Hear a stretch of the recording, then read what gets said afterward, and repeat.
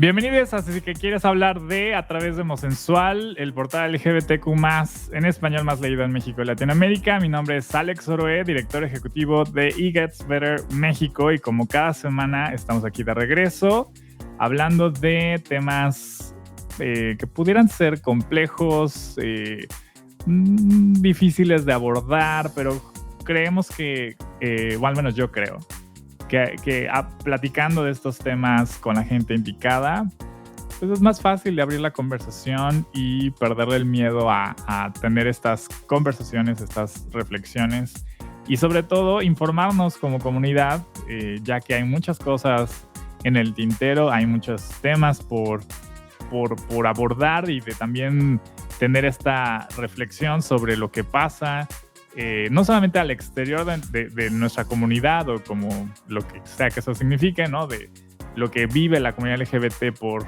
temas al exterior, pero también qué es lo que pasa en las dinámicas entre nuestras poblaciones y cómo ir resolviendo estos asuntos en muchos temas: salud mental, también acceso a la justicia, acceso a la salud, etcétera. Aquí hemos hablado de tantos temas ya. Esta es nuestra segunda temporada. Chequen los podcasts o su versión en video en las redes de Homosensual. Esos videos están en el canal de YouTube, en Facebook Watch, y el podcast lo pueden encontrar en las principales plataformas para podcast como Spotify y Apple Podcasts.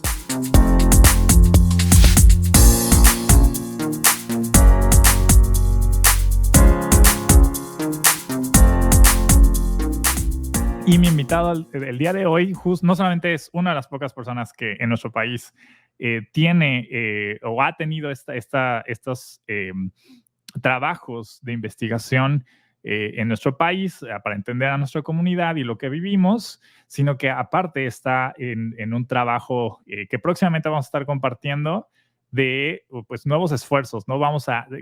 Cada tanto se tiene que volver a trabajar en esta investigación y ver qué es lo que ha cambiado y muchas otras cosas, mejorar, a revisar qué es lo que ciertas poblaciones a lo mejor es difícil llegarles y estudiarles, ¿no? De acceder a cuáles son sus vivencias y documentarlas por muchos otros temas, ¿no? Entonces, de eso vamos a hablar el día de hoy y tenemos a mi querido Juan Carlos Mendoza aquí con nosotros. Bienvenido, Juan Carlos, ¿cómo estás? Hola, Alex. Pues estamos vivos, creo que en contextos pandémicos eso es lo mejor. Y pues bueno, gracias por la invitación para poder hablar de estos temas que de pronto yo no pensaría que son tan complejos. Bueno, sí son complejos, pero creo que más bien son aburridos y que tienen poco interés por este tipo de poblaciones, y no quisiera estigmatizar y decir que solo nos interesa la moda, pero por lo general es lo que se le da mayor cobertura, temas polémicos, candentes, y de pronto como lo académico no resulta tan atractivo, pero creo que sí, somos un mal necesario. Y creo que me parece chido esta oportunidad de que se amplíen estos temas y que estos medios cubran también temas de este tipo. Entonces, intentemos no hacerlo aburrido, echemos el chal también. Creo que la academia también nos da bastantes chismes para comentar. Claro, no, y mira, aquí justo lo que me gusta y de las veces que he platicado contigo, pero también de que en este espacio a qué se presta es justo a que pues bajemos un poco, no porque las audiencias no vayan a entender, pero justo tienes razón esa parte, ¿no? A veces en el activismo en particular y en la academia nos perdemos en tanto rebusqueo de lo que queremos decir, con lenguaje a veces tan especializado que no necesariamente es accesible o no hacemos que sea interesante o accesible, cuando realmente el trabajo, y ahorita vamos a platicar un poco de eso, de lo que has tú hecho en el pasado y en lo que estás trabajando ahorita, es muy interesante. Y no solamente interesante, sino es muy revelador cuando se hace este tipo de inversiones y este tipo de trabajos académicos, tomar justo como la fotografía, aunque sea un pedazo, aunque sea parcialmente, pero pues, ¿qué está pasando allá arriba? Porque a veces podemos decir, pues sí, yo creo que la comunidad LGBT vive discriminación en esto, a la hora de ir a un hospital o a la hora de, no sé, ir a acceder a algún otro tipo de servicio. Pero ya que tengas datos duros, es decir, a hombres trans les pasa esto, a personas no binarias les pasa esto, o sea, eso ya te da no solamente una mejor idea de qué es lo que está pasando allá arriba, sino también te da un mapeo, ¿no? De en qué áreas nos tenemos que enfocar, ¿no? Particularmente, siempre todo es prioridad, todo es importante, pero sí llega el punto en donde vemos que hay una deuda un poco más agravada en ciertas poblaciones, ¿no? Entonces, pero antes de irnos así como hilo de media, quería preguntarte primero, bueno, también me hizo mucho sentido tu comentario al inicio, ¿no? Pues bien, aquí considerando la pandemia, pues no me sorprende, tú eres biólogo, tú eres epidemiólogo, tú eres doctor en salud colectiva, yo creo que justo la pandemia, ¿no? Vino a echarle gasolina a las muchas cosas que ya veníamos arrastrando, ¿no? Entonces, antes de arrancar bien, cuéntanos un poco más de ti y tu labor, o sea, qué es a lo que principalmente Juan Carlos se dedica. Y ahorita entramos a detalle de los proyectos en los que justo de academia enfocado a datos de la población LGBT. ¿A qué te dedicas tú puntualmente? Y háblanos un poquito de esas labores. Bueno, yo soy originario de Ciudad Juárez. Creo que eso es importante decirlo en la trayectoria de vida. Estudié biología, pero a la par, mientras estudiaba biología, me involucré de lleno en una asociación civil que se llama Programa Compañeros y me dedicaba a temas de salud sexual, VIH principalmente, y a temas de poblaciones de hombres gays, muy específico, un proyecto de hombres gays y personas trans. Y esto, digo, como dato cultural, en aquel momento abordábamos a las mujeres trans dentro de la población gay. Yo sé que ahora hay como bastantes discusiones, pero en aquel tiempo, te estoy hablando de hace casi 20 años, porque yo empecé en esto desde los 19 años. Empecé a los 17 y ahorita tengo 36. Y recuerdo mucho eso, o sea, en un principio el proyecto se llamó Alcance a Jóvenes Homosexuales y parte de nuestra población eran las mujeres trans. Y en ese tiempo, al menos en Juárez, no conocíamos la categoría trans. Para nosotros eran travestis e incluso las mismas chicas se asumían como vestidas y todo. Entonces, creo que eso está muy interesante problematizarlo porque también tiene que ver con algunos problemas que tenemos con la investigación, pero bueno. Luego, después de terminar la licenciatura, me vine a Cuernavaca. En Cuernavaca hice la maestría en epidemiología, bueno, ciencias de la salud con área en epidemiología. Y de pronto dar como este brinco de los bichos, plantas, hongos, la parte de biología, que a la par trabajaba con el activismo, con la parte del trabajo comunitario. En aquel tiempo se hacía mucho trabajo comunitario. Ahora lo he ido abandonando cada vez más. Mi preocupación era que no tenía como tantos elementos como para trabajar como estadísticas, datos, y por eso me fui a hacer la maestría en epidemiología y creo que eso me permitió tener como un panorama más amplio de entender como las tendencias al panorama de lo que pueden representar las problemáticas, y desde siempre me he enfocado al tema de VIH, diversidad sexual. Pero después, terminando la maestría, que hice un estudio de cómo la discriminación se asociaba al uso o no uso del condón en hombres gays, de pronto me quedaban como dudas, así como que los números ni los bichos me resuelven todo, porque al final, pues somos seres sociales, las dinámicas nos explican, nos determinan, las dinámicas sociales nos explican, nos determinan.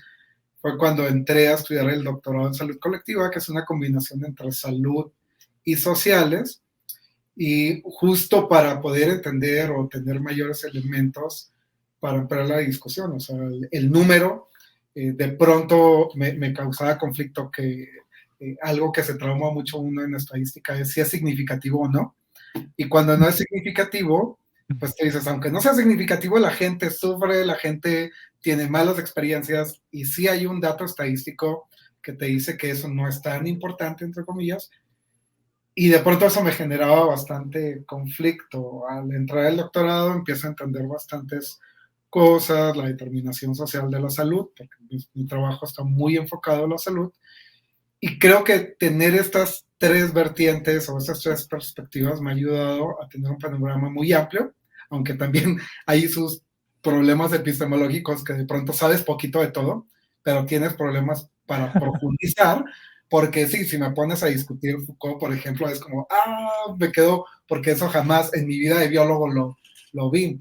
Entonces, en estos procesos en los que uno se va formando, si te sobreespecializas en un tema, tienes deficiencias generales, pero si te vas a lo general, tienes deficiencias muy particulares. Pero bueno, y de pronto he colaborado todavía con la sociedad civil hasta la fecha, ya no al 100%, de pronto ando haciendo cosas, pero creo ahora firmemente que también una persona de academia puede ser una persona activista.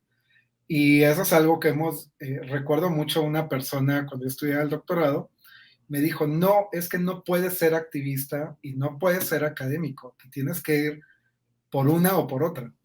Y yo he ¿Y por qué discutido. crees que lo decía? O sea, por este tema de que se pierda la objetividad a la hora de abordar algo. Sí, creo que tiene que ver mucho con esta formación de que se piensa que la ciencia debe ser neutra, que la ciencia debe ser dura, sobre todo con esta visión muy positivista de lo que conocemos ahora como ciencia. También porque se piensa que no tenemos la capacidad de hacerlo, ni las habilidades. Pero yo sí creo que desde el privilegio que tenemos, porque la academia es una posición privilegiada, creo que podemos hacer mucho. Probablemente por las dinámicas laborales no tengamos el tiempo de ir a una marcha, por ejemplo, o de hacer esta movilización, que es lo más tangible del movimiento social, pero sí podemos, por ejemplo, utilizar este tipo de espacios, utilizar espacios académicos, nuestros auditorios, nuestros salones de clase para posicionar tema, para hacer reflexión, para hacer formación en estos temas. Entonces, y además hacer investigación que sean elementos para solucionar problemas. Yo siempre he discutido que sí es muy interesante probablemente estudiar por qué este post-it es amarillo. Digo, naranja, ya está. Problemas con el color tengo. Sí, es muy interesante, pero realmente va a tener una repercusión social. Y entonces ahí podríamos entrar en discusiones epistemológicas de qué es lo correcto investigar o no, pero al menos en lo personal, cuando me ha tocado, las pocas veces, porque también soy investigador medio joven, no de edad, pero en términos de trayectoria académica, cuando me ha tocado asesorar trabajos de investigación, es como lo primero que me pregunto es, ¿para qué va a servir esto? Yo creo que socialmente necesitamos investigaciones que resuelvan problemáticas o que resuelvan pequeñas ausencias de lo que no hay o de lo que existe, pero hay una problemática en eso. Entonces, creo que mi posición ahora me considero un investigador activista y pongo primero investigador antes que activista porque me estoy dedicando un poco más a la parte de la academia, pero creo que es importante no abandonar el activismo. Entonces, cada vez que puedo me involucro. De hecho, trabajo muy de la mano siempre con sociedad civil, porque además creo que debemos de hacer vínculos, porque en la academia, al menos los que nos dedicamos a temas LGBT, la mayoría tenemos recursos limitados y la mayoría somos, a mí siempre me da risa porque digo, somos la línea de investigación y siempre hablo en plural porque se escucha más bonito, pero pues la verdad es que solo soy yo y nada más yo. Y entonces yo la hago de programador, yo la hago de community manager, de diseñador, con Canva, Pictochart y todos los elementos. Recientemente estoy pudiendo acceder a estudiantes de servicio social y agradezco que estén interesados en hacer actividades de investigación y en estos temas. Y entonces eso ha facilitado un poco que tenga más posibilidad de hacer un trabajo más rápido, pero Claro. creo que esa es una de las primeras temáticas. Que eso también, a lo que decías de esta división o de esta resistencia de tú hablando de en la academia, ¿no? De que la etiqueta de activista le huyen por lo general, ¿no? También hace unos años con una organización que se llama Elementa Derechos Humanos, que es México-colombiana la organización y aborda temas de violencia y eh, eh, en ambos países, ¿no? Particularmente de género, tortura y este tipo de asuntos. Y vinieron a hacer pues, un reporte muy en general, o sea, no fue así como que la super mega investigación, sino como que justo era como un vistazo de cómo está la situación en Yucatán, ¿no? Que es en donde vivo yo. Y pues para ver justo empezar a desmenuzar los principales mitos, ¿no? Que la gente, en particular en mi estado, ¿no? De que hay todo muy tranquilo y no pasa nada acá. Y tantito le rascas y sí encuentras cosas, ¿no? Pero una de las cosas que encontraron en su labor, ¿no? De investigación fue que hay un sentimiento tanto del activismo en cualquiera de los frentes que tú menciones, ¿no? De género, de temas de comunidades mayas, poblaciones LGBT, las que sean. Y la academia siempre como que hay este interés de generar puentes, ¿no? Porque hay esta experiencia de que no hay la suficiente colaboración entre ambos mundos, ¿no? Y eso al principio a mí me sorprendió un poco porque en, en mi experiencia hemos colaborado con, no de manera muy de lleno, pero sí siento que una ONG, si existes para abordar un punto, un tema, ¿no? En particular una problemática, ubicas que hay una comunidad, una población que requiere de una asistencia o acompañamiento o servicio en donde el Estado no llega, ¿no? Y sabes que hay esa necesidad muchas veces por experiencia propia, pero también tienes que justificar el por qué vas a hacer un programa o una iniciativa. Y de ahí necesitas estos datos, necesitas entender este panorama, ¿no? Por eso la analogía de pues, la fotografía de la situación, ¿no? ¿Quién toma esa fotografía? Y veo que en muchos sentidos, o sea, ya ha sido a lo largo de mi experiencia al frente de Gets Better, es de que hay muchas personas, hay muchas organizaciones en particular que van más bien documentando, o sea, todas las ONGs tienen que documentar lo que hacen, ¿no? Pero en gran medida están como a ciegas, ¿no? No hay esa fotografía del panorama tan completa y van como llenando esta fotografía, este panorama con los casos que van abordando. Y creo que pues se hace lo que se puede con lo que se tiene, pero es un poco ir a ciegas, ¿no? Y hace falta hacer más sinergias y puentes con la academia, que son quienes tendrían pues la metodología, a veces los recursos, ¿no? Para así hacerlo a conciencia y pues sin tanto el vicio que a veces las ONGs tenemos porque queremos justificar que nuestros programas se necesitan, ¿no?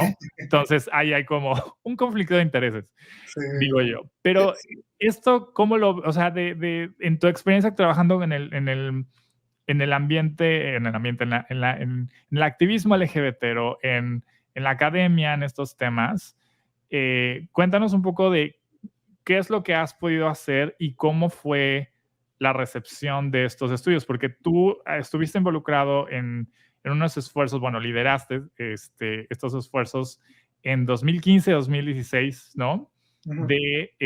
Pues esta investigación, del contexto situacional de poblaciones LGBT, ¿no? ¿Cuál es el título de esta investigación y cómo te fue en el levantamiento de esto en su momento?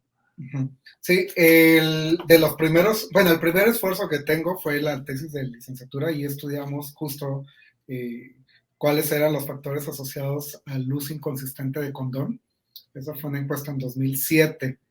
Y me gustaría como hablar que fue, en ese estudio posicionamos que el uso de drogas es asociado al uso inconsistente de condón, y creo que quedó ahí un poco en el olvido, y ahora lo menciono porque en redes sociales se está retomando mucho el punto de la problemática del uso de drogas o chemsex durante las relaciones sexuales. En ese momento, que estoy hablando del 2007, no teníamos el concepto de chemsex. Sí, ¿no? Allí hablábamos de uso de drogas y en prácticas sexuales.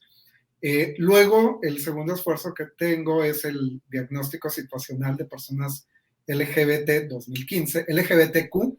Bueno, habíamos puesto LGBTIQ 2015, y creo que es interesante problematizar que, bueno, fue una encuesta en línea.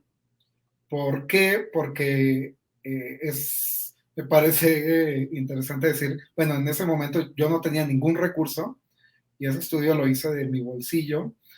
Pagué la plataforma, en ese tiempo se llamaba Surveillismo, la saqué como estudiante, entonces tenía un mega descuento.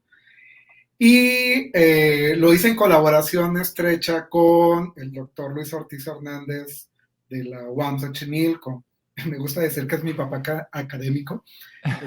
Y él fue el que me estuvo también asesorando, porque nuevamente, o sea, quiero decir que tengo 5 años, 6 años que egresé del doctorado. Mi producción ha sido tampoco tan grande, pero bueno, lo poco que he hecho realmente pues ha sido sin recursos. Entonces ha sido más por colaboraciones académicas, principalmente con él, y también involucré a Inspira. En ese tiempo también se sumó a la difusión, principalmente fue como de las estrategias en lo que logramos alcanzar a más personas.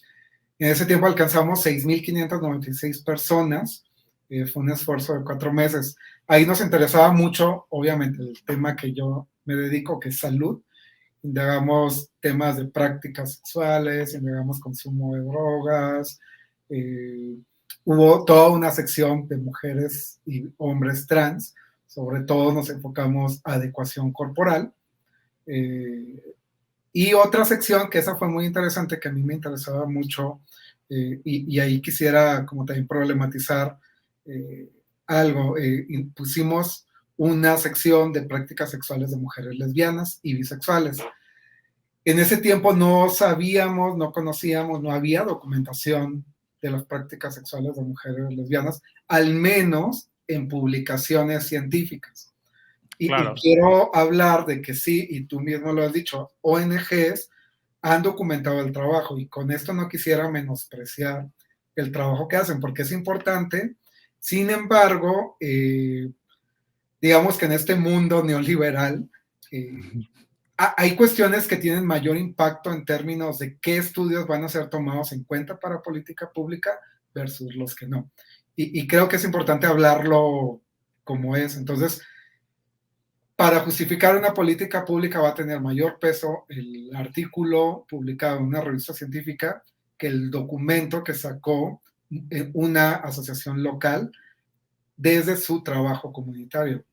Y con esto problematizo cuál es el conocimiento que tiene mayor peso, cuál vale y cuál no. Yo creo que los dos valen, porque probablemente nosotros no lleguemos a las poblaciones que llegan a las ONGs, pero la realidad es que para la toma de decisiones pues va a tener más peso ese artículo. Entonces, claro.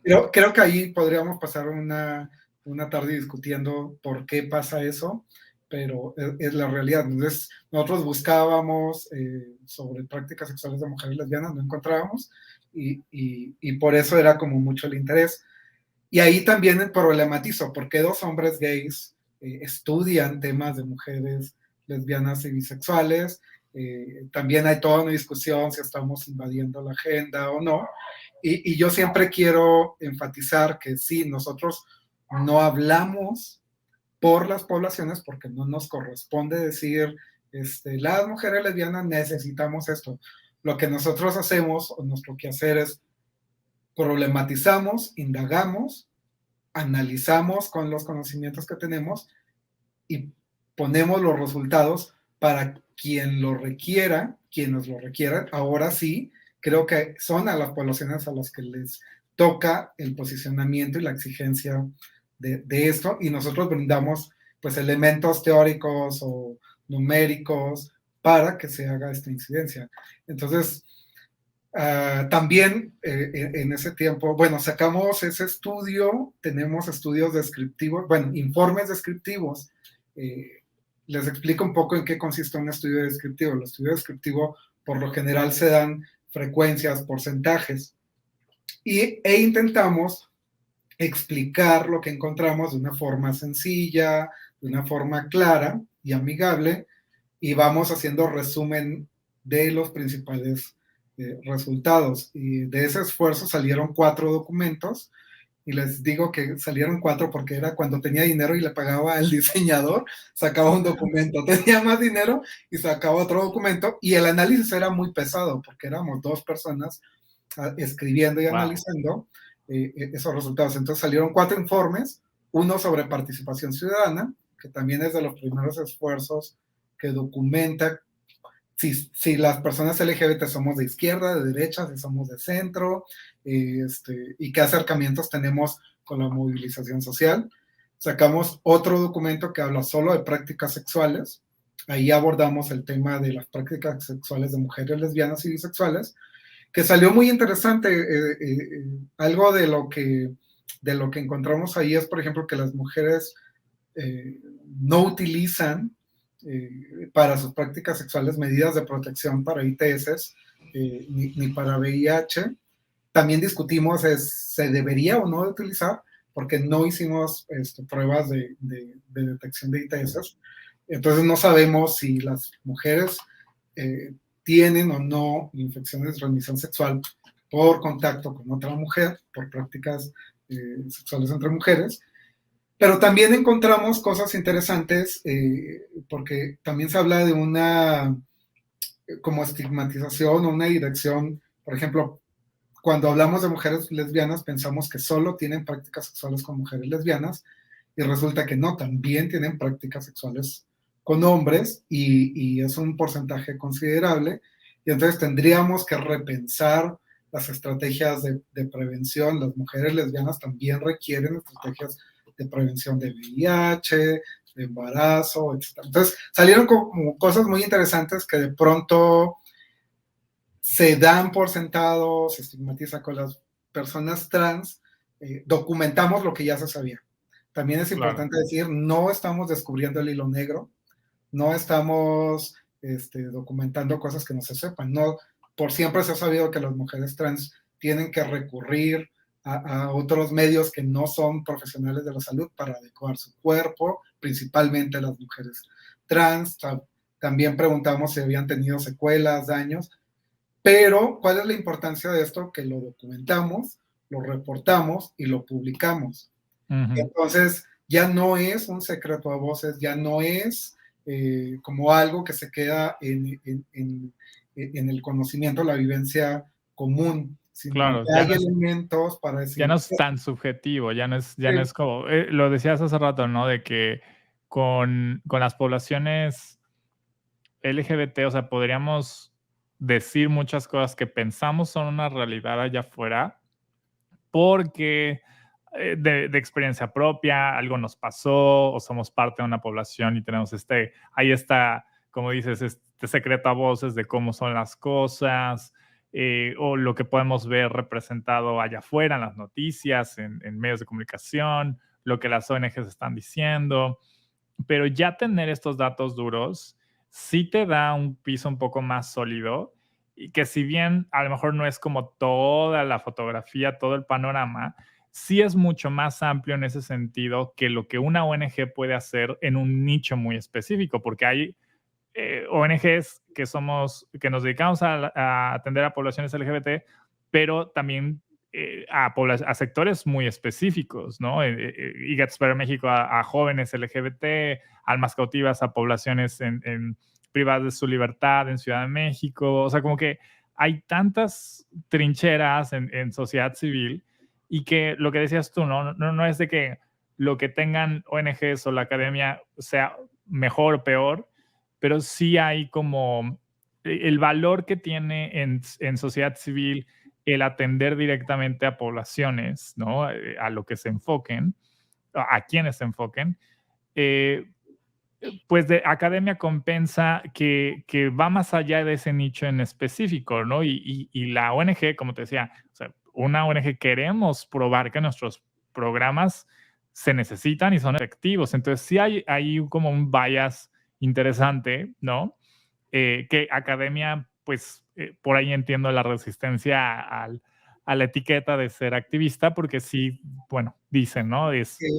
Hay que ser un poco más objetivos en ese sentido, ¿no? Pero yo lo veo como un poco más, hay una visión, o más bien un alcance mucho más amplio de lo que sociedad civil, una ONG en particular pueda tener. Y a esto también, el por qué también es importante desde cualquier persona LGBT que nos esté viendo o escuchando aquí, sean activistas o no, sean de academia o no, eh, que hagan este ejercicio, métanse a cualquier buscador y ah, traten de encontrar algún dato duro sobre las poblaciones LGBT en México, o si nos escuchan desde otro país, en su propio país. Y se van a dar cuenta que la mayoría de los datos vienen de países como Estados Unidos, Canadá, Europa, en países europeos.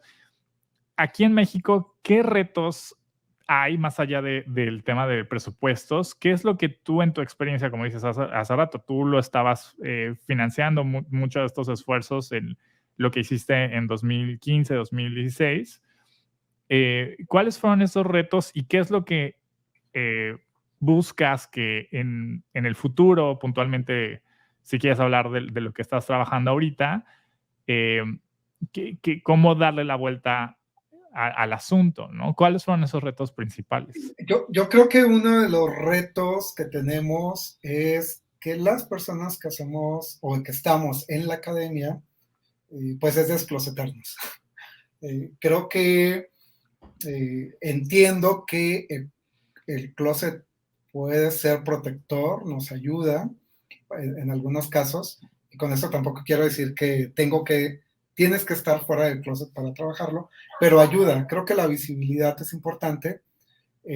Curiosamente, la mayoría de las personas que hacemos investigación en temas LGBT somos personas LGBT. Sin embargo, hay otras personas que son aliadas. Por ejemplo, yo podría ahorita dos casos muy particulares: Cecilia Gallet, que durante un tiempo se dedicó a temas de VIH, en específico de hombres gays, hombres bisexuales; Juan Pablo Gutiérrez, que también tiene bastante Arancha Colchero. Pero creo que ser visibles ayuda porque posicionamos abiertamente y desde la población estos temas. Una vez que hayamos vencido eso, creo que también es importante hablar de las resistencias institucionales. Si bien es cierto, no se nos discrimina, porque ya está mal discriminarnos abiertamente, pues hay resistencias dentro de los temas que uno aborda. Cuando yo ingresé a la Facultad de Medicina, pues se mostraba cierta resistencia en algunos temas, había cierto temor. Por ejemplo, cuando hablábamos de infancias trans, había bastante expectativa de, oh, ¿qué van a hablar? Había miedo de que tuviéramos manifestaciones de grupos conservadores. Sin embargo, es como un sentido de ambigüedad. Por una parte se preocupaban mucho, pero por otra parte estaban muy abiertos y receptivos a estos temas. Entonces, creo que es importante no desistir cuando uno abre este tipo de espacios. Si bien es cierto, soy el único chicharito que trabaja el tema en la facultad, creo que el que siga allí por 3 años quiere decir que no hay una cerrazón, que si bien es cierto, tampoco tengo una infraestructura grande, me están permitiendo seguir trabajando, y cada vez que se puede, yo utilizo los espacios, los auditorios, justo para hablar de estos temas. Entonces, con esto quiero decir que si tú eres una persona gay, lesbiana, trans, que se dedica a la investigación y tienes miedo de ser censurada, perseguida, puede ser que sí, pero aprovechando también los espacios que una universidad es universal, debe ser abierta y democrática, creo que es importante también defender ese espacio para posicionar utilizar pues, las medidas que se tienen que utilizar, sindicato, etcétera, para que no seas perseguido, callado, despedido. Eso es por un lado. Creo que es importante llamar a que utilicemos el privilegio que tenemos para hacer eso. Lo otro es que hablabas de que la investigación se hace principalmente en países más desarrollados, y sí, por ejemplo, yo les tengo envidia a universidades, por ejemplo, en Estados Unidos, tienen centros de investigación para problemáticas LGBT. Ni siquiera es una línea de investigación, un proyecto, son centros. A eso se dedican. A eso se dedican. Y creo que eso podría ser un llamado de atención justo a las autoridades académicas, educativas, que nuestros temas, y pareciera ser mentira, pero muchas personas piensan que no son ciencia, que lo que hacemos no tiene valor científico, pero sí aportamos, tenemos rigor metodológico, tenemos toda una parte teórica de respaldo, lo que hacemos es ciencia, entonces hay que invertirle, no es algo que solamente fue una ocurrencia o que somos un grupo minoritario, por lo tanto no merecemos como esta inversión, esta infraestructura. Entonces, creo que es importante que se tome en cuenta y la importancia de lo que hacemos. Y finalmente, la articulación. Si bien es cierto, yo trabajo solo en la facultad como tal, como la investigación. Ojo, yo también doy clases y en eso sí, pues trabajamos todos en conjunto porque damos casi 40 profesores la misma clase. Entonces, en eso, pues tienes que trabajar en colaboración.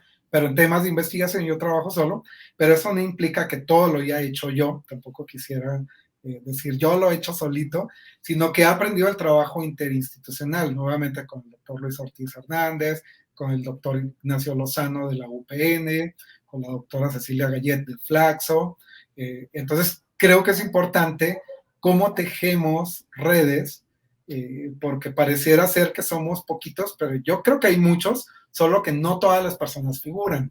Creo que también es importante hablar como quiénes figuramos y quiénes somos invitados a estos espacios, pero hay otras personas que están más por debajo de los reflectores, pero que también hacen mucho trabajo y creo que es importante que quienes tengamos acceso a estas posiciones de poder podamos alcanzar y vincularnos con estas otras personas que no están teniendo esos reflectores y cómo posicionamos sus estudios, cómo los citamos, cómo les consideramos para hacerles difusión. Y creo que para eso tenemos que hacer vínculo ahora en este mundo de la era digital, justo con medios como Homosensual, como otro tipo de medios LGBT, que nos ayuden a difundir estos trabajos, porque el mismo valor tiene el journal que nosotros estamos publicando en una revista internacional que la tesis que se hizo en una universidad local y que por lo general esa tesis se va a quedar guardada y no se va a difundir. Entonces, claro, creo que también es un llamado a estos medios, a cualquier medio de comunicación, cómo se acercan a estas investigaciones muy locales, cómo se difunden, cómo se traducen a un lenguaje amigable y cómo esas tesis, porque yo pienso que hay muchas tesis que se están produciendo más en la actualidad sobre poblaciones LGBT que también están abonando a conocer nuestras problemáticas y que no se les da tanto interés, difusión. También, y hago mi comercial, si alguien está interesado en hacer tesis, estamos muy deseosos de recibirlas, tenemos mucho material que nuevamente, al ser pocas las personas que estamos trabajando en ello, el material se queda allí y se vuelve viejito, entre comillas, va pasando el tiempo y nadie lo analiza.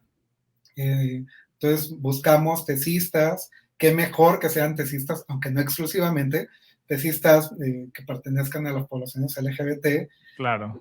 Creo que es como una oportunidad de que podamos nuevamente estar documentando, haciendo visibles nuestras necesidades, sobre todo para que se busque una solución a estas. Claro, no tienen que ser exclusivamente LGBT, pues son buga friendly ustedes, no hay problema. Creo también, me pareció muy interesante que tú empezarás desde más bien de tu propio sector, de, a ver, está bien si el closet, cuestión de seguridad en un país tan violento, súper entendible, cada Sí. quien sabe, pero también es importante, como dices, aprovechar estos espacios y defenderlos desde la academia, y eso requiere a más gente en la academia abiertamente LGBT, ¿no? Me pareció súper interesante que eso fuera lo primero. Yo dije, no, te vas a ir con la lista de qué onda con los fondeadores, qué onda con las, ¿sabes? O sea, como que lo que también es cierto, ¿no? O sea, no, como dices, hace falta esta infraestructura y esta voluntad de invertirle en estos temas, que también es un llamado para todas las personas que luego dicen, si están en la escuela o si están en alguna ONG y andan buscando en redes sociales a la gente de, ay, oye, ¿tendrás alguna estadística por ahí sobre este tema? Estos son los tipos de proyectos que hay que apoyar, porque si hacen falta esos datos, si es difícil para ustedes encontrarlos con una simple búsqueda en Google o en donde sea, es porque necesitamos más esfuerzos de este estilo, ¿no? De este tipo. Eh, Antes de ir cerrando, porque ya se nos fue un poco el tiempo, eh, primero que nada, ¿qué es lo que tú dices, bueno, más allá de tesistas y que te interesa conectar y hacer más sinergia con gente en este ámbito, ¿cómo te pueden encontrar en redes sociales? Para que también están pendientes, porque es de ese trabajo que encabezaste en 2015-2016, va a haber una actualización. Estás trabajando con un equipo un poco más amplio que la vez pasada. Pues la parte, la continuación, ¿no? De entender qué es lo que ha cambiado, qué tanto ha cambiado la situación de nuestra comunidad LGBT a que 5 años después, 6 años después de ese primer esfuerzo. ¿Cómo te pueden encontrar para que estén pendientes también de eso? Y cuéntanos un poquito de eso. Les cuento rápido del proyecto. Vamos a hacer la segunda vuelta del diagnóstico situacional de personas LGBT. Es importante explicar, no es un estudio de corte, o sea, que le estamos dando continuidad porque tendríamos que entrevistar a las mismas personas del 2015 a 2021. Yo quisiera retomar el ejemplo, va a ser una segunda fotografía de cómo está ahora la población en 2021. Entonces, vamos a ver, ha cambiado la fotografía que tomamos en 2015 versus 2021.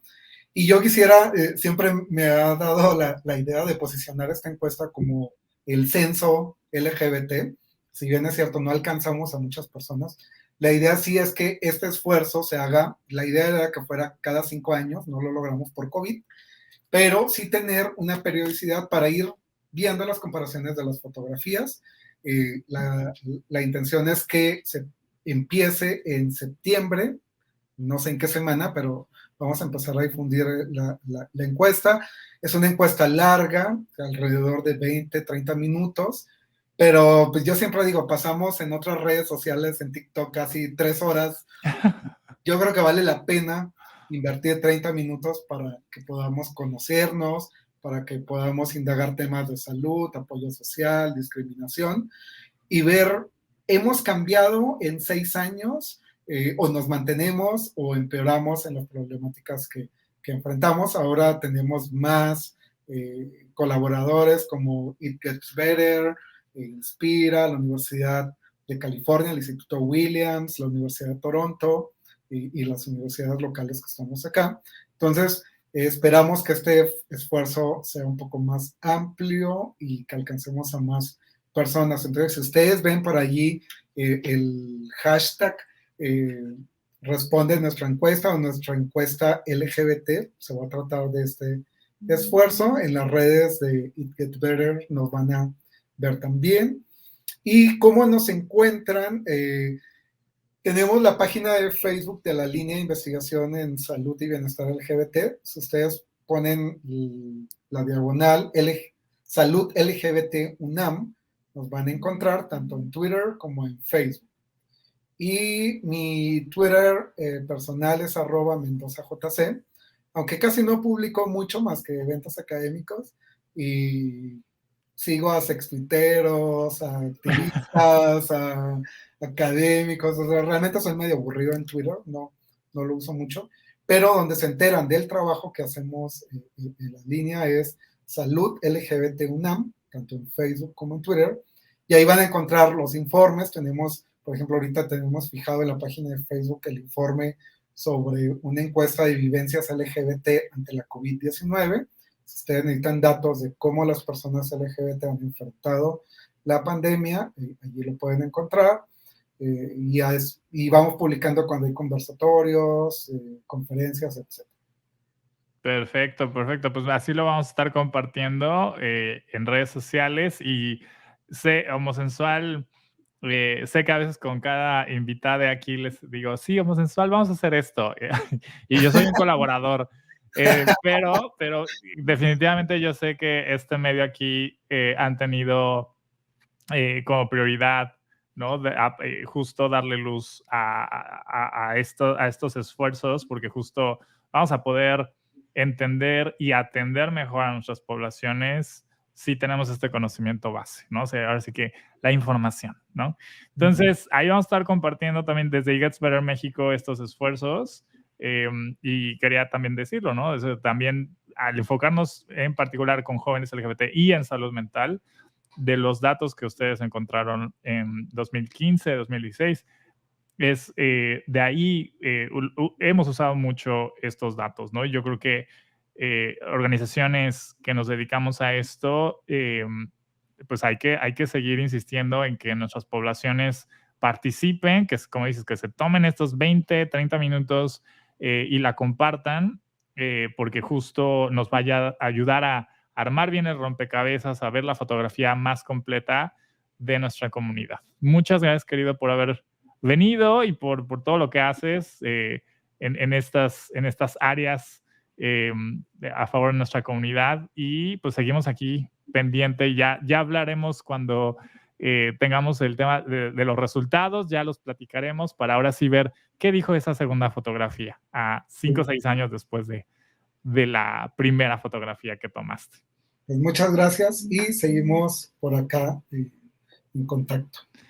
Perfecto, y muchas gracias al resto por habernos visto y escuchado.